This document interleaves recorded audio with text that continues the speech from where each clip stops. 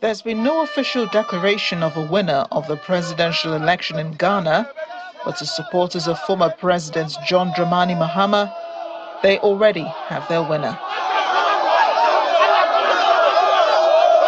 Though all of the ballots are yet to be fully counted, Mahama is already set to be in the lead with 56.3% of votes against 41.3% for Mahamudu Bawumia.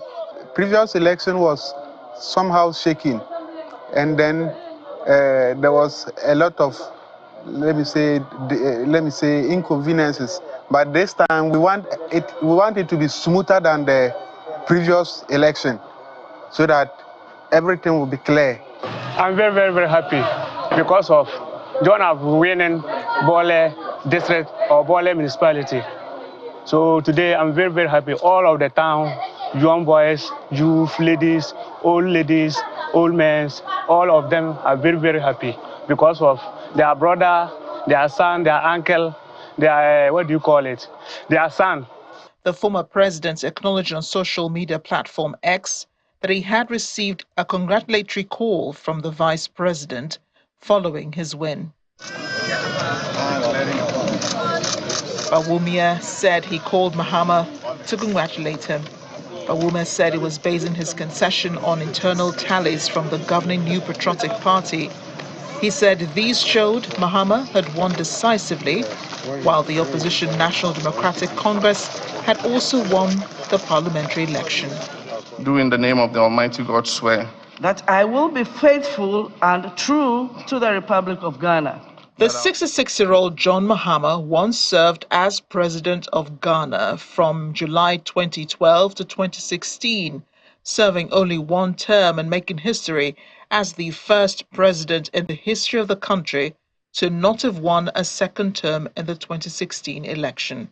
But this was his third attempt at reclaiming the nation's top position following his run in 2016 and 2020. One of the first African leaders to congratulate Mahama on his victory, President of the ECOWAS Commission, Dr. Omar Toure, who congratulated the people of Ghana for conducting successful presidential elections and for the democratic maturity displayed throughout the electoral process. He also praised the smooth transition of power. Observers of the election said there were so many aspects that could be emulated by other countries. It's quite interesting because, quite in a lot of other places, even when you know you're losing, you either try to do something that will disrupt the process. Even when you know you're losing, you try to do something that, even after the result has been announced, some people head to court and then we stretch it from tribunal to appeal, and in some cases the Supreme Court, creating another market for lawyers and, of course, looking at opportunities of finding a way to penetrate our judiciary and quite a lot of these issues. So that announcement he made and conceding that election brought down the entire tension.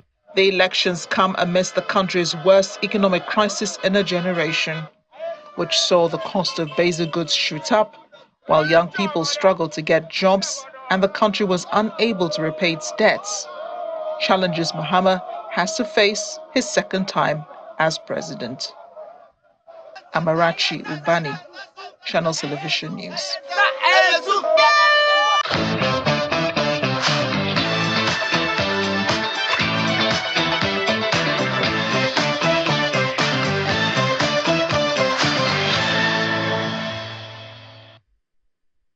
Well, that election is in focus. Dramani Mahama, John Mahama, is president-elect, but not officially announced yet by the Election Commission of Ghana. That's their own INEC. But Mahamudu Bawumia had actually considered defeat. So all they're doing now is just for the formalities to wait. But the NPP actually took a big beating by the NDC. We're going to explore this conversation with a political analyst and broadcast journalist of the working with Multimedia Group in Ghana, Eugene Osei-Tutu, joining us via Zoom. Also, Osei Bonso, Programs Director at Sempe FM in Ghana. Thank you, gentlemen, for coming on the program.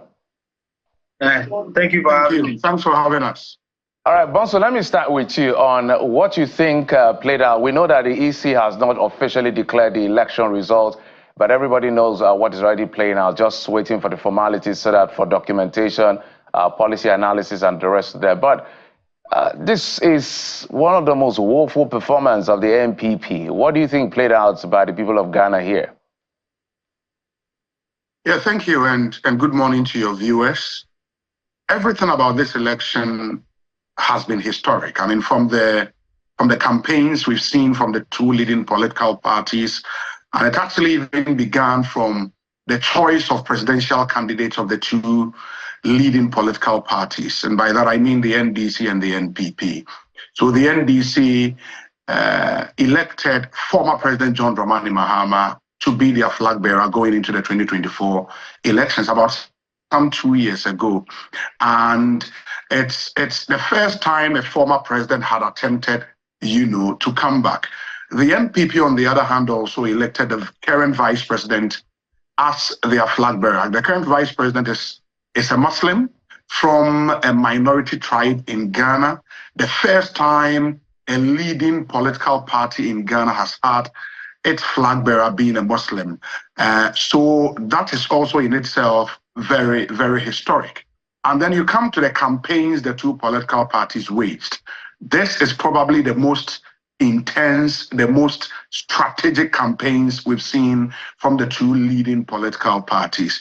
You come to the election itself, the margin of victory, and the figures we are all putting out are not official figures, as you rightly said, but the margin of victory we are seeing quite historic for the presidential and also for the parliamentary elections. So yes, I mean, everything about this election, very, very historic. Even the concession speech from the vice president, a speech that was given within 24 hours of the closure of polls, also very historic. It's never happened before in our history.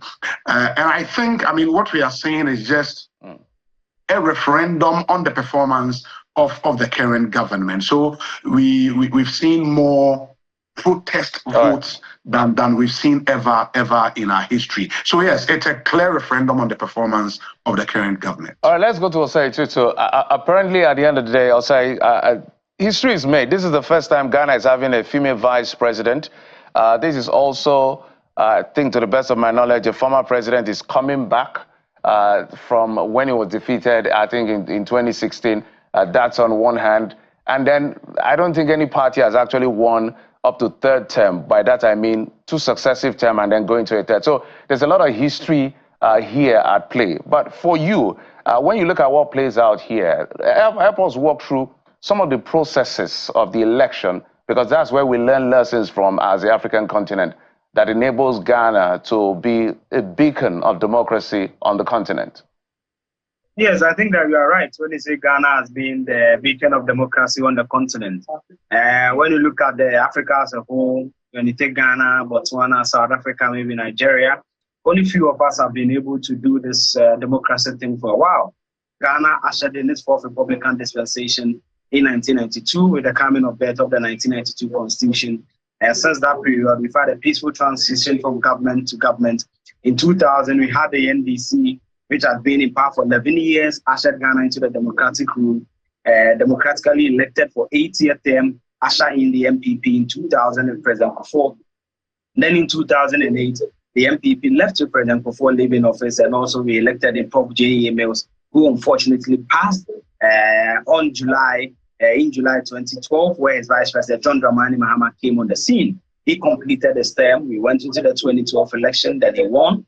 Then in 2016, President Akufo-Addo of the MPP and Vice President Dr. Mahmoud Bawumia, who is now the candidate for the MPP, also won elections. So this is not the first time we are moving from one political party to the other after an 8-year cycle. But it's, yes, as my senior said, Philip Osei said, it's historic on many fronts. In our 32 years history and also in Ghana's history, when you take back to the First Republic, the Second Republic, the Third Republic, we've never had a female vice presidential candidate. So this is the first time, and I think that it will also send a signal to the rest of Africa that women are ready to take their vital place when it comes to our politics and governance on the continent. You've seen the likes of Elif Johnson Sirleaf in Liberia, also ruling their country and all that. So Ghana is getting there. Now, it also tells you that, as Philip rightly said, the government of the day has not really lived to the expectations of the people.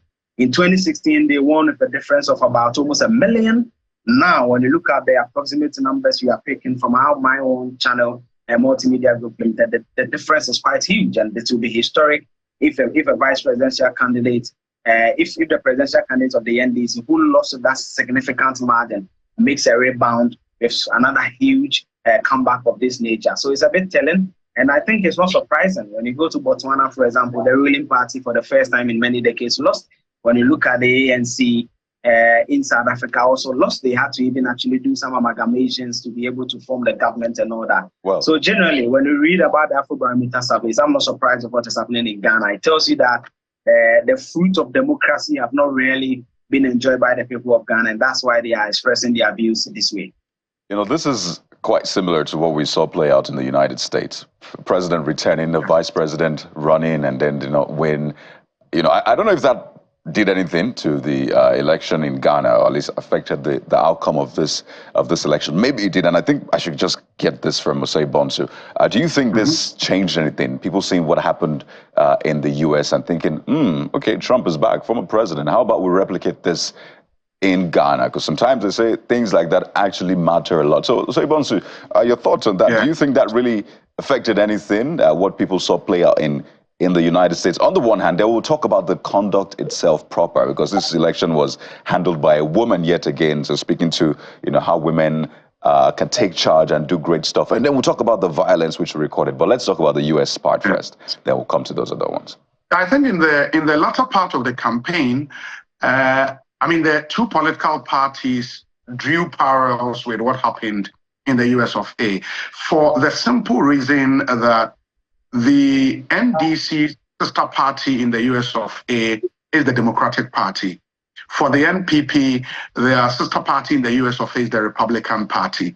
And interestingly, in our electoral history, anytime the Republican Party wins an election in the US, the NPP also wins. I think apart from just one election that we saw that not happening. And anytime you find a Democratic Party win an election in the US, the NDC, interestingly, also wins in Ghana. So yes, those similarities were drawn following the US victory of Donald Trump. As to whether it had an impact on the elections in Ghana, I think only a proper research can establish that. But of course, I mean, you should expect that the political parties would want to draw those similarities to see if they can sway the decision of voters in their favor. But yes, it's an interesting research that can be conducted to see whether it had an impact on the Ghanaian elections. And you made the point about a woman also organizing this election. This is the second woman we've had at the Ghana's Electoral Commission. The first was Charlotte Osei, and then we've had also Jean Mensah taking that position to conduct this particular elections. Yes. Right. So we talk about the conduct proper now. I mean, we still have a long time to talk about the outcome and how this will change the face of governance in Ghana. But I mean, we've seen deaths, and this has been, condemned, really. And I just want to ask, what exactly happened? Because I know there's always the pre-election, there's a situation room. So you think about the hotspots. You say, okay, this is going to be a hotspot. We're going to maybe deploy more security or have some more, safeguards there. But we see that from time to time. Elections are conducted in this part of the world, and you still have some sort of violence, deaths. It's meant to be a celebration of democracy. Go out there, choose your candidate, come back, wait for the results, celebrate or sulk, as the case may be, but hey, it's a celebration of democracy. So what do you think was missing in this mix that yet again we recorded deaths? I'll start with you, then I'll go to your colleague from Joineys. Very well, very well. I must say it's very unfortunate, and we have to condemn what happened in no uncertain terms. I should also add that largely the elections was peaceful, across the country, save for the 2 or 3 isolated incidents. What we are picking up is that, in the electoral chain in Ghana, voting is done at polling stations, and there are some 40,000 plus polling stations across Ghana. When polls close, the votes are counted at the polling stations. And then what we call the pink sheet is filled with the number of votes each candidate got. Their polling agents, the party polling agents are there. They sign on these pink sheets. And then we move from the polling stations to what we call the constituency coalition center, where all the polling station numbers would be aggregated. So we have who won for that particular constituency. At these coalition centers, that is where we found a lot more controversies. It happened in 2020, and that led to the loss of some 8 lives at various, constituency coalition centers across the country. And this year, because the two political parties were so careful that they were policing the process from the polling centers to the coalition center, and that is where all the controversies happened. And we've recorded, I think, 2 deaths up until now. One more dead, but that was all linked to elections. You have 2 people dying, which is directly linked to the elections. Quite unfortunate, but it's because of the situation at the various coalition centers where you find party supporters trooping to the coalition center, and some of them engaged in violent activities, and that led to the death we've seen.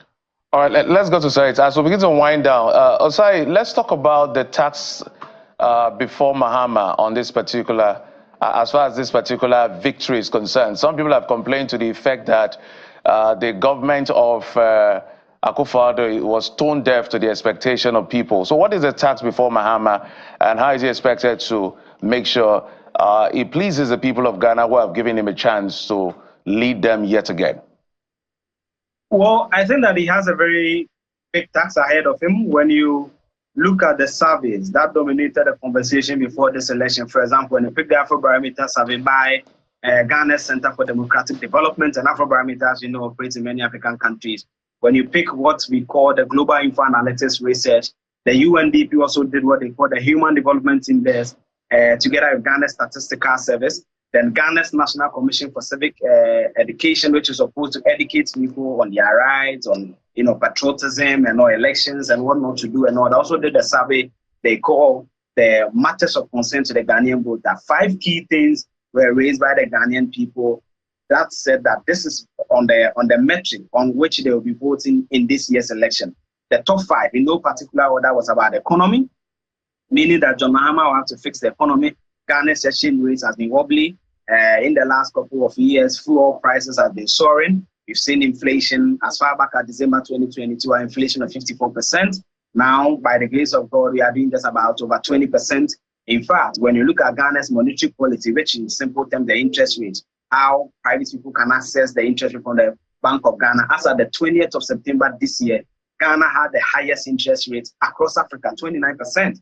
Then the Bank of Ghana reviewed it to 27%. And again, it's still high compared to other African countries. And that means that the young people, SMEs, cannot even go for facilities to be able to establish businesses and employ their colleagues. So on the economy, he has a lot of things to do to bring the inflation down, work on the exchange rate and all that. But Ghana, just like Nigeria, is an import-driven economy. So if the exchange rate is high, certainly prices of goods and services will also be high. And also when people grow in these food-growing areas and want to cut their goods to the main cities like Kumasi and Accra, food prices will soar. The second issue was jobs. Ghana is battling an unemployment of 14.7% according to the Ghana Statistical Service. So many of Ghana's teeming youth do not have jobs. There's an institute at Ghana's Premier University, the University of Ghana, which is the Institute of Social and Statistical Economic Research, ISE, where they say that out of 10 graduates that come out of Ghana that are invested in tertiary institutions, just about 3 get job readily, meaning 7 do not get jobs. Teaming young people on our social media in our various communities without jobs. So it has an issue with jobs. The third was about educational concerns. Most people feel that there need to be some look and tweaking when it comes to Ghana's educational system. The fourth was about health. For example, the region I'm talking in, the Ashanti region, is the worst region when it comes to health proximity. We do not have enough health facilities for people, so you have to look at that. The last was about jobs. Rules, where people feel that there's a lot of infrastructure and rule deficit that we need to construct. Yeah. All right. As you're saying it, if not that you're talking to us from the Ashanti region in Kumasi and we're speaking to your brother from the Greater Accra, I almost feel like you're in Nigeria, because We have similar metrics when it comes to literally everything. That makes us brothers. So we have to fix our continent together. Yeah, gentlemen. I actually have a friend who always says that when you travel to African countries, you think that our presidents are on a common WhatsApp platform, but the problems are the same. Absolutely. I think Eugene might want to quickly comment on the expectations, really, the job ahead. Just 1 second, just 30 seconds, Eugene. Yeah. No, that's Bonsu. Just 30 seconds on the expectation. Yeah. Sorry. I think basically the president-elect knows what's at stake. I mean, you go through the NDC's manifesto and quite a number of promises were made. Even supporters of the NDC, since the victory, have been calling on their leader to make sure he delivers on his promises, or else the Ghanaian people will do to him what they've done to the current administration. So I believe he knows what's at stake. I mean, the economy is a major issue, and that he would hit the ground running immediately after his swearing in to get the economy back on track. Thank you so much, gentlemen. I wish you the very best. It's a new era, January 7. Mahama takes over, and we'll see how that plays out for you guys. 4 years he has to fix whatever he left off in the Jubilee House. Eugene Osei Tutu, political analyst, broadcast journalist with Multimedia Group Limited in Ghana. Also, Osei Bonsu, programs director at Sampe FM in Ghana. Thank you so much for your analysis and your insights on this. Thank you. Thank you for having us. Absolutely. Kari, I was just hearing, as I was listening to all that, I said, like, is this Nigeria? You heard NPR, you heard 20-something. Okay, as he's calling their numbers, I'm comparing with that. All right, we'll take a quick break, guys. We've done with Ghana. Let's come back to Nigeria. We have our own issues to fix. We'll take this quick break. When we come back, we'll get to the very next conversation on the program. Join us again.